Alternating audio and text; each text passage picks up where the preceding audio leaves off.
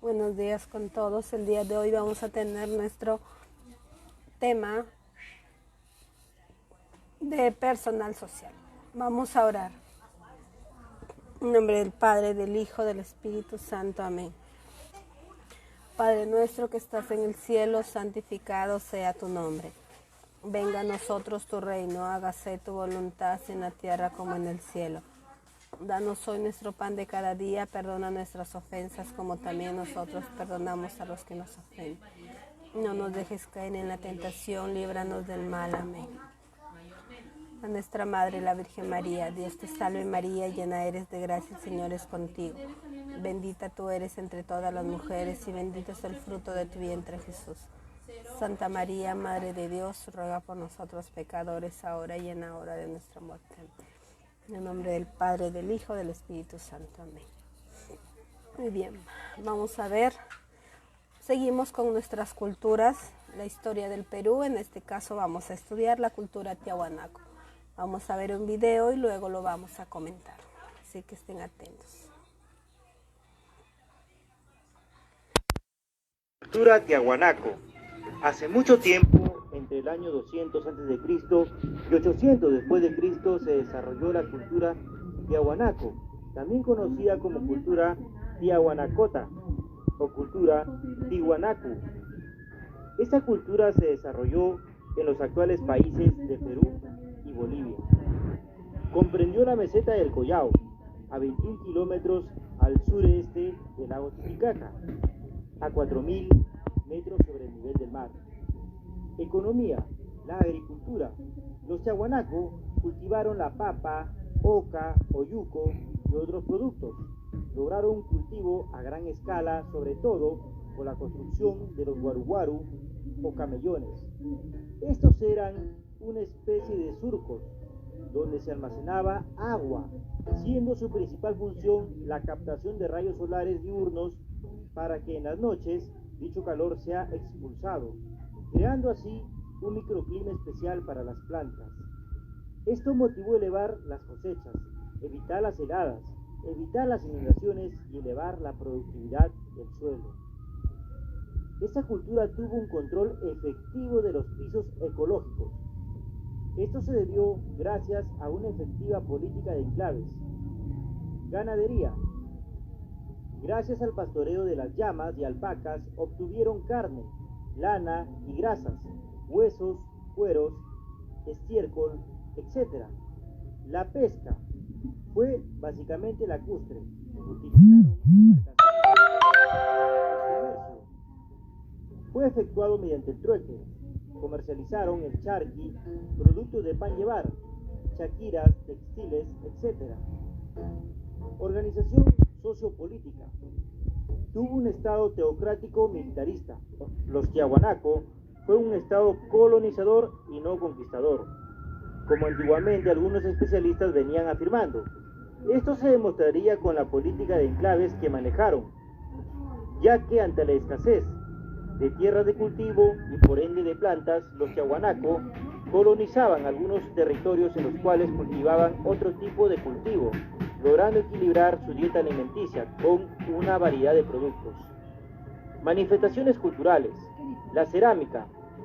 Destacan las representaciones de cóndores, felinos, serpientes y camélidos.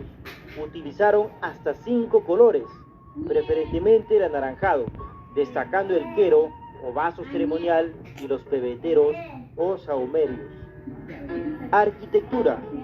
Utilizaron grandes bloques de piedra que la unieron con grapas de bronce. Construyeron palacios, templos, centros administrativos y otras construcciones, entre los cuales destacan el Calasasaya, Piedras Paradas.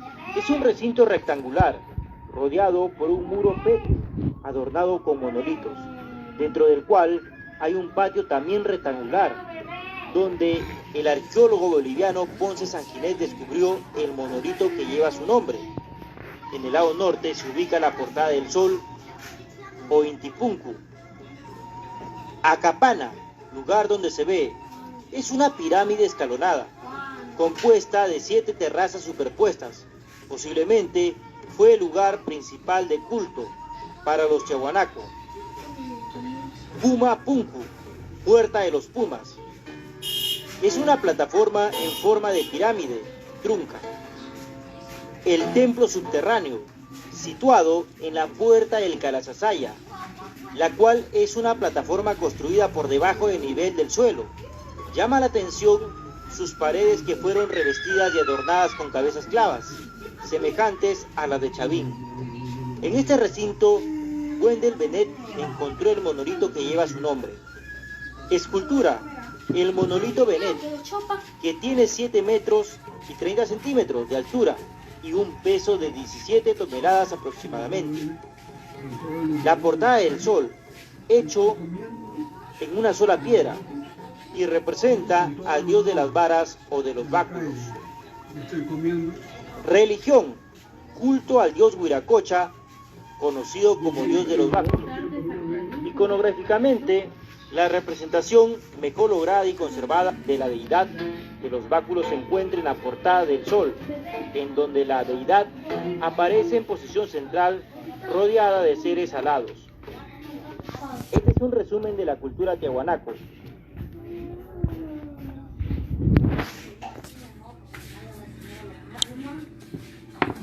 Muy bien.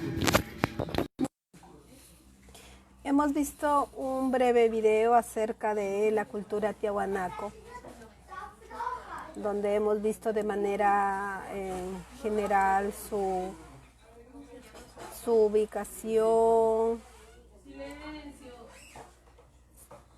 su cerámica, etc. Ahora vamos a verlo más detalladamente. La cultura tiahuanaco se pronuncia tiahuanaco. Es la denominación de la cultura arqueológica que se expandió en los actuales países de Bolivia y Chile entre los años 1500 a.C. y 1887 aproximadamente después de Cristo. Su área de influencia visible en objetos como su peculiar iconografía. Comprende la cuenca del lago Titicaca como región nuclear, desde donde se distribuye hacia los valles de la costa del Océano Pacífico. Por el este, la región de Charape, y por el este, y el oasis de Atacama, por el sur. Su capital y principal centro religioso fue la ciudad de Tiahuanaco, ubicado en las riberas del río homónimo, a pocos kilómetros al sur del lago Titicaca, en el actual departamento boliviano de La Paz. Se cree que Tiahuanaco obtuvo una serie de bienes y recursos de ecosistemas diferentes al del Titicaca, a través del intercambio con diversas sociedades locales de regiones altiplánicas y bayumas, aunque también manejaron encables profesionales en zonas como Cochabamba, en los valles orientales bolivianos. El sitio de Tiahuanaco se caracteriza por una amplia infraestructura ceremonial que atestigua pensamientos difundidos a través de los objetos más ligeros en cuanto a cerámica y textiles. Estas dos formas de expresión material son las que se encuentran mayor perfección técnica, siempre sujeta a cambios cronológicos y sobre todo en una variación espacial. Al principio se pensó que la cerámica más tosca de Tiahuanaco sería la más tardía o decadente. En el hallazgo de 2006 de más de 4 centenas, se encontraron más de 4 centenas de piezas de cerámicas de gran perfección y colorido en la isla de Paretí. En la porción menor del Titicaca, dotados del radiocarbono en el 1000 después de Cristo. Permite discutir esta idea. El significado de la variedad de la cerámica tiahuanaco: existe una notable diferencia entre las zonas de la propia cuenca del Titicaca, por lo que vale no mencionar los estilos como Azapa, que queda en Chile, y Cochabamba, que queda en Bolivia. Tiahuanaco también destacó el arte textil. Como predominio utilizó la lana de los camélidos andinos, generando tapices polícromos y estilos propios originarios como el gorro de puntas, que es llamado el chucu.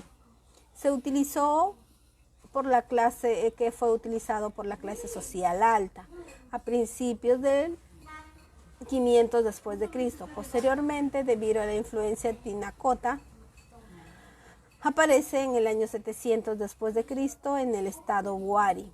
Estos textiles fueron sumamente complejos, observables en zonas secas como en el norte de Chile o el altiplano boliviano meridional. Usaron ampliamente la tecnología del bronce, destacando su uso en la arquitectura ceremonial de piedra, en forma de grampas, de sugestión u otros materiales trabajados por Tiahuanaco o por regiones sujetos a una influencia ideológicos, los cuales fueron ornamentos de oro, laminados y plata, tallas de madera, objetos de huesos pirograbados, cestería, cuencas de collar de piedras semipreciosos, hueso y concha. El primer grupo europeo en encontrar los restos arqueológicos de Tiahuanaco fue el cronista español Pedro Cieza de León en el siglo XVI. Sin embargo, las visitas de los estudiosos al sitio se dieron mayormente a partir del siglo XVIII. Personajes como Alcides, Efan Charles y posteriormente arqueólogos más formales como Max Zule, ya a comienzos del siglo XX y posteriormente el arqueológico aficionado llamado Arthur Bonankin estudió la zona planteando de diversas teorías sumamente especulativas sobre los orígenes y el desarrollo de Tiahuanaco. Durante el siglo XX ya destacaron los estudios del estadounidense Weldon en la década de 1930, el boliviano Carles Ponce entre los años 60 y 80 y los estadounidenses Alan Colata, David Broman, Barberman, así como los bolivianos Jordan, Sonel Cononi en los años 90. En el presente siglo se destacan los aportes de los estadounidenses John Janus, Deborah Blom, el finlandés Anticobri, los bolivianos Javier Escalante, Claudia Rivera y Juan Villanueva. Esos son los estudiosos que de alguna manera descubrieron la cultura tiahuanaco y los estudiosos. Bien. La cultura tiahuanaco, de origen urupurquina, se desarrolló en las orillas del lago Titicaca, según el arqueólogo Carlos Ponce Sanginés. Surgió en el año 1580 a.C. y se prolongó hasta el año 1187 después de Cristo.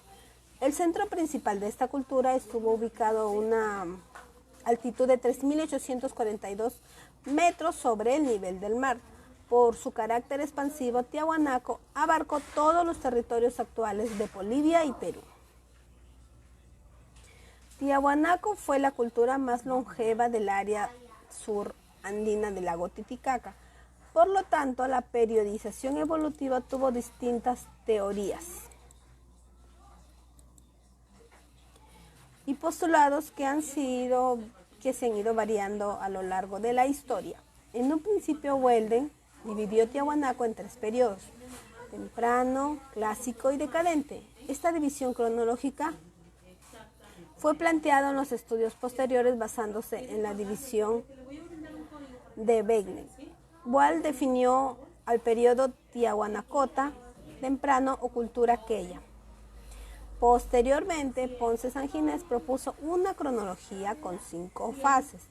Las 2 primeras son las que anteceden al periodo temprano que había planteado Benek y corresponden al periodo formativo tardío en América. Posteriormente, fue denominado periodo aldeano, aunque según los estudiosos más recientes sugieren que se desarrolló en el año más tardío, más o menos entre los años 400 a.C. y colapsó alrededor de 900 o 1200 a.C.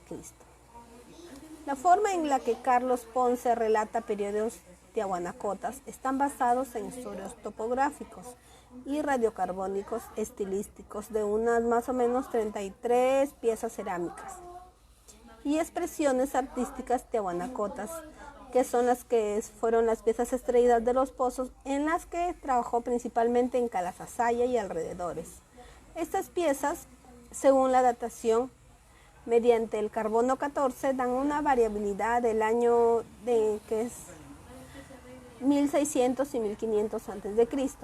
En el año 1967, el Centro de Investigaciones Arqueológicas de Tiahuanaco realizó un proyecto de colección de espécimes de fechas de obsidianas de la cultura Tiahuanaco, en las cuales se recolectaron 414 muestras y 64 muestras perdidas, de las cuales, según la datación de los artefactos de obsidiana, presentaban una cronología similar a los de 1250 a.C. La cultura Tiahuanaco fue iniciada aproximadamente en 1500 a.C. Es la época aldeana, en una pequeña área con vestigios de arte en cerámica y tecnos agrícolas. Las primeras construcciones de piedra y tallaron fueron forjados cuando la aldea creció a proporciones grandes entre el año 774 y 900 después de Cristo, consiguiendo un importe de poder regional en el altiplano o meseta del Collao. En su máxima extensión, entre 900 a 1200 años después de Cristo, ya estaba convertido en ciudad porque cubría aproximadamente 6 kilómetros y tuvo un máximo de 40.000 habitantes. De este colapso, repentinamente aproximado en el año 1200, la ciudad fue abandonada y su estilo artístico se desvaneció, o sea, se perdió o se desapareció. Los comienzos tiahuanacotas, que se refiere a horizontes entre 1500 a.C. y 100 después de Cristo, corresponden a un periodo aldeano, que es en el que comparte el altiplano con otras dos culturas geográficas cercanas, como son la de Huacaraní y Chiripa. Entre ambas destaca la cultura Chiripa, por haber mantenido una fuerza creativa importante y, de acuerdo a las investigaciones arqueológicas, fue la precursora directa de Tiahuanaco.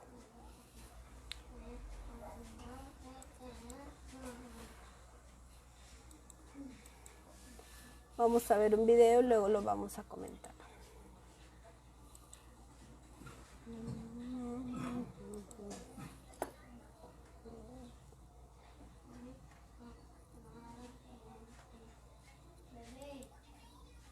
Vamos a ver.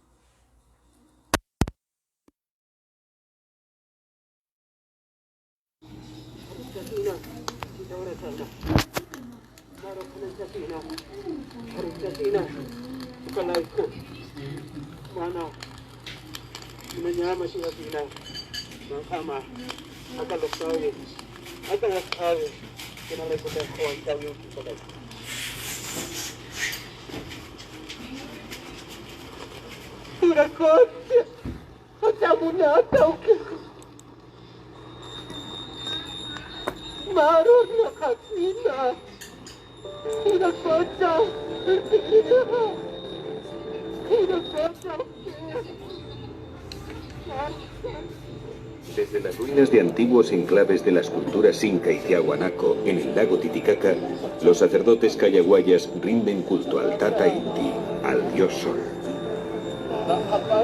Al amanecer, el humo de sus saumerios, donde queman amuletos y fetos de llama para la buena suerte, se eleva en invocación a Viracocha, que creó el mundo desde esta isla del sol. Este enigmático dios ordenó a los hombres que creciesen y se multiplicasen. Luego desapareció por el oeste y jamás le volvieron a ver.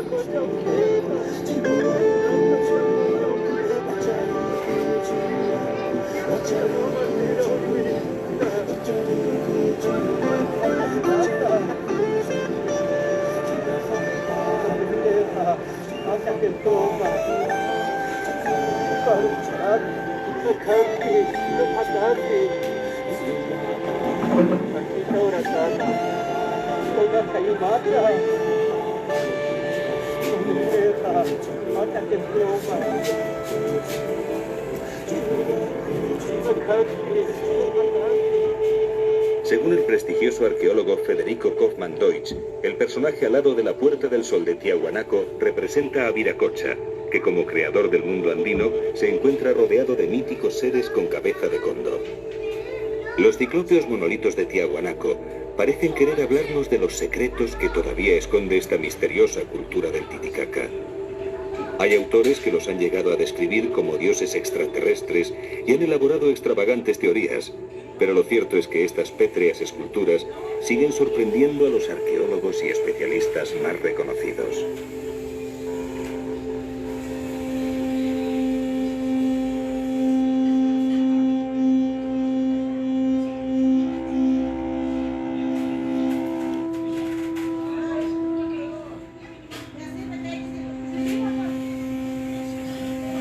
La cultura tiahuanaco aparece en el altiplano boliviano hacia el siglo IV, a pocos kilómetros de las orillas del lago Titicaca.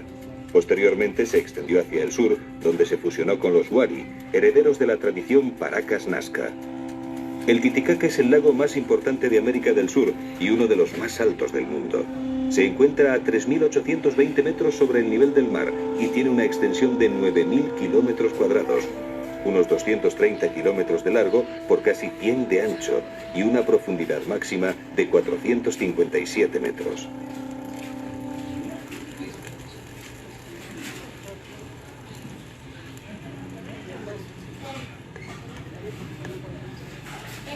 La cultura tiahuanaco pasó por varias fases: la temprana, la clásica y la post-tiahuanaco. Era una sociedad profundamente marcada por sus creencias religiosas. Los habitantes de la Isla del Sol todavía guardan el reflejo de esta religiosidad en la liturgia de sus rituales.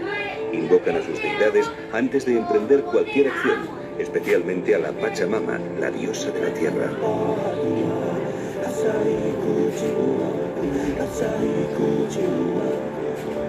En las Islas del Sol y la Luna encontramos numerosas ruinas de origen tiahuanaco que más tarde fueron ocupadas por los incas.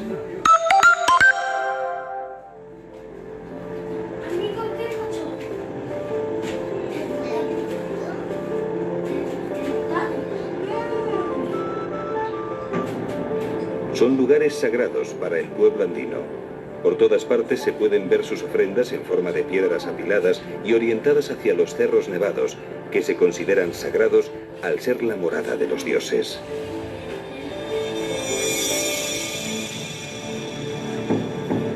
Los antiguos observatorios místicos son utilizados todavía por los chamanes en sus ceremonias de invocación y meditación.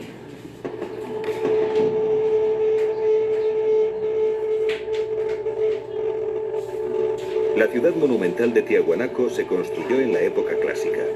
El famoso monolito barbado o Contiki preside el templete semisubterráneo. ¿Fueron dioses o gigantes los constructores de esta ciclópea ciudad? El transporte de las enormes piedras y su unión mediante entalladuras ha dado lugar a numerosas teorías, pero ninguna aceptada por todos. Tiahuanaco sigue representando un enigma.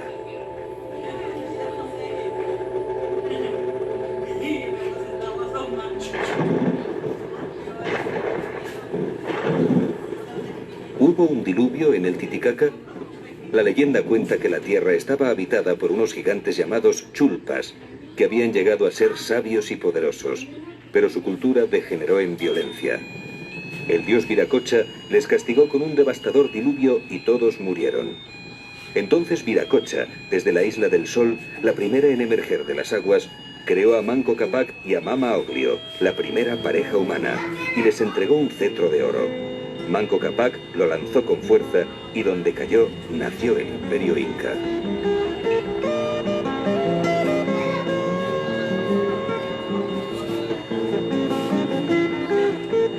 La mayor parte de la costa peruana es árida y desértica. Vastas extensiones de arena en forma de dunas inundan y cubren todo a su paso. La atmósfera se vuelve asfixiante y gris. A veces es difícil distinguir la línea del horizonte.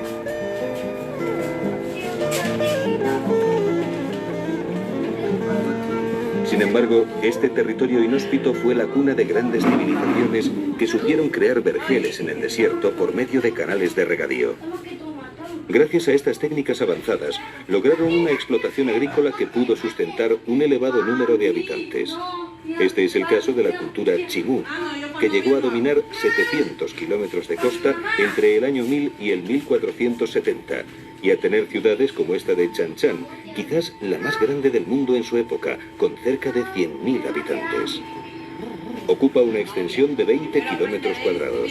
Se compone de 9 recintos amurallados, separados por muros trapezoidales de 6 a 9 metros de altura. Cada uno corresponde a un monarca chimú diferente. Una red de pasillos une estos recintos con la gran plaza ceremonial. La totalidad de las construcciones se realizaron en arcilla, elemento común a todas las culturas del desierto peruano.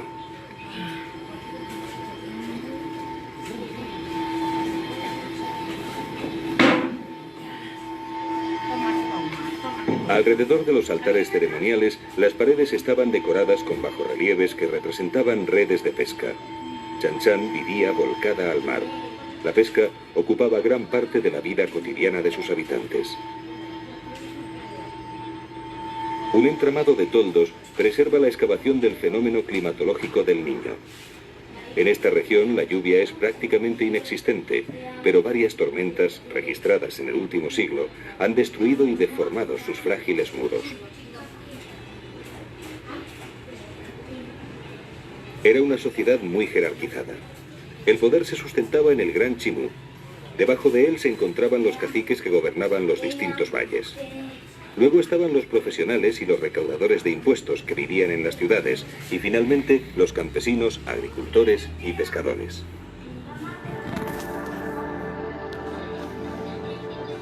Los múltiples hallazgos de piezas de oro nos permiten asegurar que la orfebrería tuvo un gran desarrollo en esta cultura. La mayoría de las piezas encontradas son de carácter religioso. Los chimú rendían culto a la luna y al sol, y también a las momias de sus monarcas, a las que solían sacar de sus tumbas en ocasiones señaladas.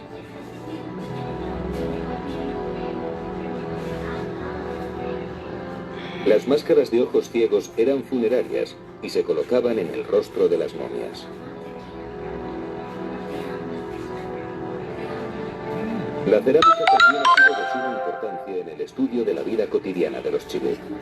En ella se describen muchos de sus usos y costumbres, como en este huaco que representa a un pescador con su caballito de totora.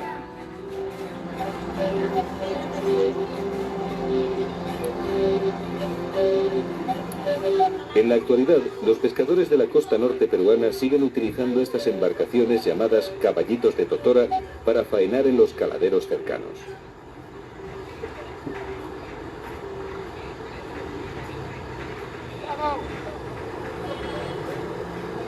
La totora es una especie de anea o espadaña que crece en los terrenos pantanosos. Una vez cortada y secada al sol, adquiere una dureza flexible que la hace muy resistente e impermeable.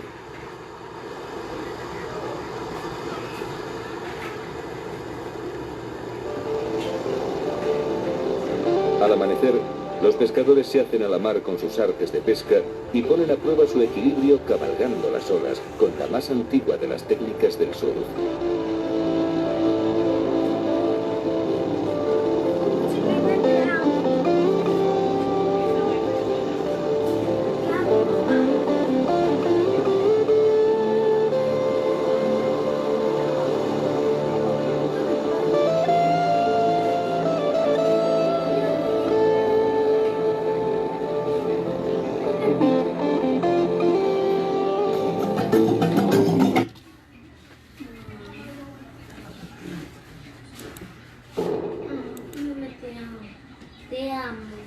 El rostro antropomorfo del degollador de hombres de la Huaca de la Luna nos introduce en la cultura moche, que se desarrolló en estos mismos valles costeros antes del Imperio Chimú, entre el 200 a.C. y el 700 después de Cristo.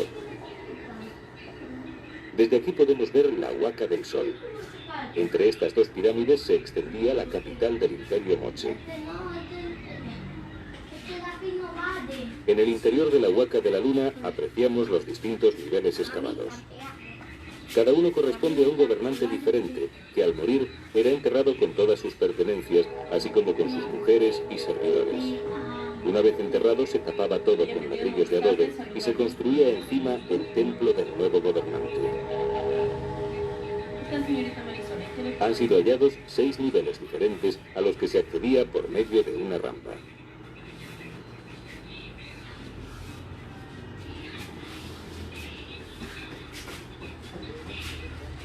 La sociedad moche o mochica estaba también muy jerarquizada y había una clara especialización en el trabajo. Parece que instituyeron un sistema de tributo en el trabajo llamado mita. Hay autores que la definen como una sociedad teocrática, otros nos hablan de una sociedad secular. Sabemos que rendían culto a la luna y a la deidad Ayapae, un dios fiero, supremo y creador del mundo, que demandaba sacrificios humanos. Al parecer, las víctimas eran arrojadas desde la cima del Cerro Blanco, que se encuentra en la parte posterior de la Huaca.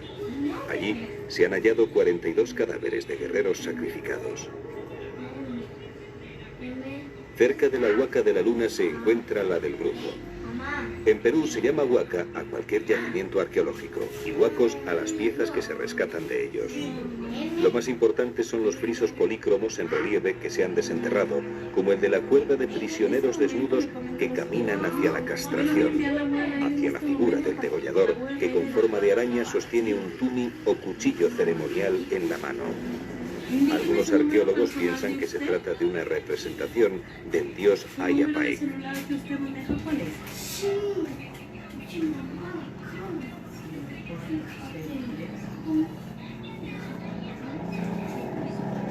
¿Es Movistar ese número? En las paredes de las diferentes plataformas, bajo el relieve de los dibujos, sobresalen huesos y restos humanos. Se cree que pertenecen a trabajadores que eran castigados a morir emparedados.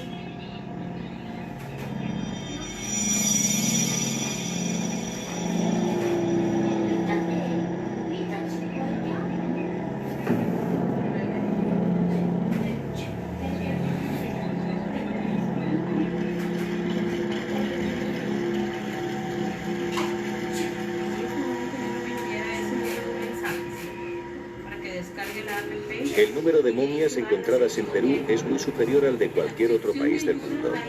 Sus antiguas civilizaciones tenían poblaciones muy numerosas. La gente era enterrada con todo lo que poseía, puesto que creían que la vida continuaba en el más allá. Los procesos de momificación variaban según las diferentes épocas y regiones.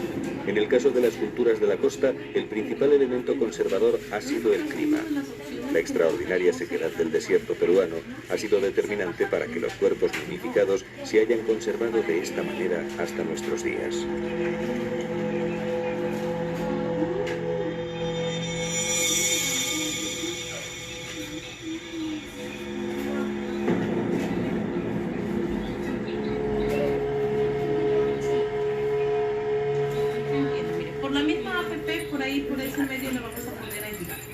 Ahí yo ya le envié la URL para que descargue la app. De ahí se va en la sección ayuda. Las cabezas de momia, fruto de la profanación de tumbas, dominante en las mesas de poder de brujos y curanderos. A su vez también comentarle lo siguiente: como está utilizando su sistema, ya sabe que puede tener internet de fibra óptica. En la oscuridad de la noche y bajo la dirección de los chamanes, se celebran rituales en los que se ingiere el San Pedro, un cactus que contiene un poderoso alcaloide indólico, la mescalina, una sustancia psicoactiva que provoca un profundo estado de trance. El San Pedro se cuece un mínimo de 8 horas. El producto de la cocción se ingiere por la nariz. El número de levantadas o tomas lo determina el chamán.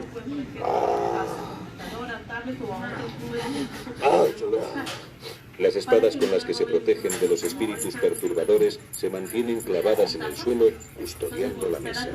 Esta alianza para que puedan juntarse con Mafre.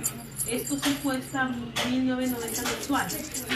El San Pedro ha estado presente en la mayoría de las culturas preincaicas. Su nombre autóctono es Huachuma. Según el investigador Antonio Escotado, comienzan a llamarle San Pedro por influencia cristiana, por ser San Pedro el depositario de las llaves del cielo y ser esta planta la que les promete introducirles en el otro mundo. Vamos levantando. En la cerámica Moche, Chimú, Paracas y otras, vemos representado al cactus en forma de estrella, como el corte que le dan al San Pedro para aprovechar la parte que contiene más cantidad de mescalina.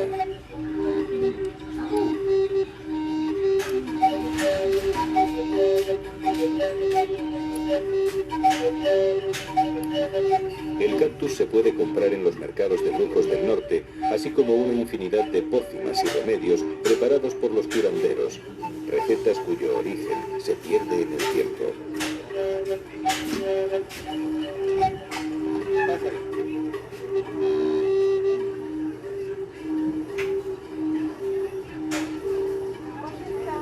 Se agregan las demás hierbas. 5 minutos a cada una de estas hierbas les va a servir por espacio de 1,5 litros.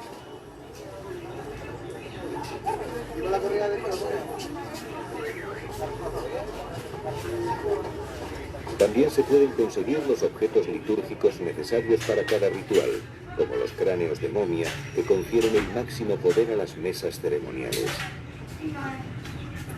Y voy cargando, aquí te voy parando.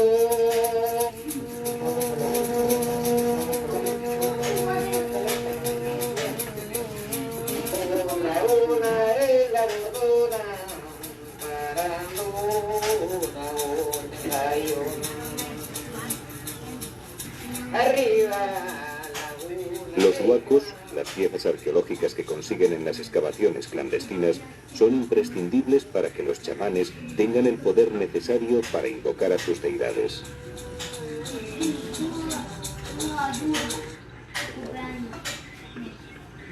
El líquido obtenido de la cocción del San Pedro también se ingiere oralmente.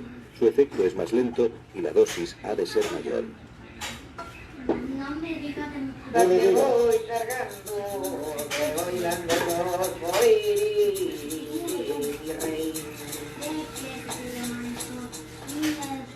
La gente, aunque muy creyente en el norte de Perú, alterna su fe cristiana con sus creencias en la brujería y el curanderismo.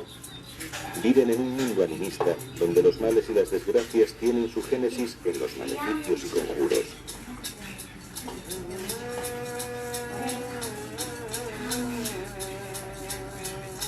La una es la bordona, parando una rayo.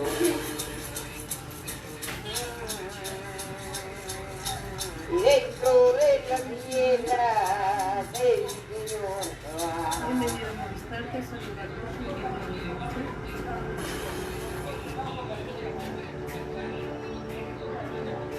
Continuando nuestro viaje a través de las culturas preincaicas, sobrevolamos la misteriosa Pampa del Ingenio.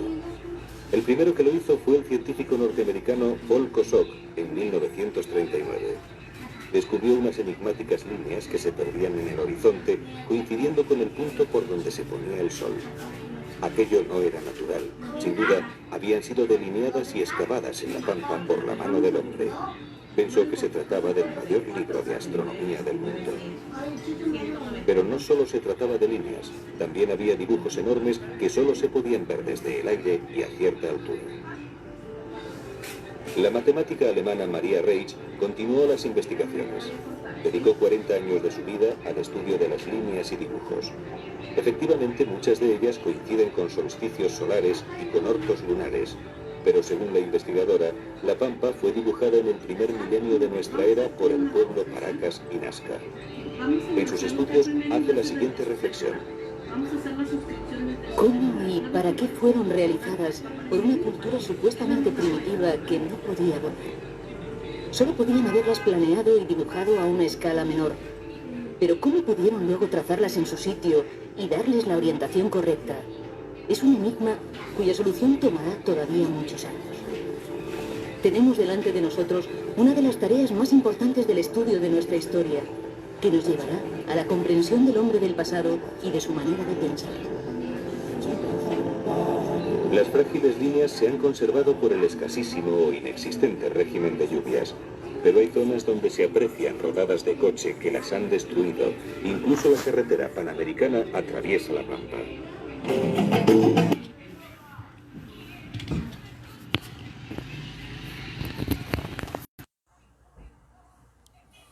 Muy bien.